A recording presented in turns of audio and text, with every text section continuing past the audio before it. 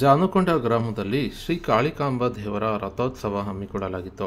ಚಿತ್ರದುರ್ಗ ತಾಲೂಕಿನ ಜಾನುಕೊಂಡ ಗ್ರಾಮದಲ್ಲಿ ಶನಿವಾರ ಬೆಳಗ್ಗೆ 11:30ಕ್ಕೆ ಗ್ರಾಮದ ಆರಾಧ್ಯ ದೇವತೆ ಶ್ರೀ ಕಾಳಿಕಾಂಬ ದೇವರ ರಥೋತ್ಸವ ಹಮ್ಮಿಕೊಂಡಿದ್ದು, ಈ ಹಿನ್ನೆಲೆ ದೇವಸ್ಥಾನವನ್ನು ಸಂಪೂರ್ಣ ತಳಿರು ತೋರಣದಿಂದ ಸಿಂಗರಿಸಿದ್ದು ಬಣ್ಣ ಬಣ್ಣದ ಹೂಗಳಿಂದ ಅಲಂಕರಿಸಲಾಗಿತ್ತು. ಇನ್ನು ಶ್ರೀ ಕಾಳಿಕಾಂಬ ದೇವರನ್ನು ಪಲ್ಲಕ್ಕಿಯಲ್ಲಿ ಕೂರಿಸಿ ಮೆರವಣಿಗೆ ಮೂಲಕ ಕರೆತಂದು ರಥದ ಮೇಲೆ ಪ್ರತಿಷ್ಠಾಪನೆ ಮಾಡಿ ಪೂಜೆ ಸಲ್ಲಿಸಲಾಯಿತು.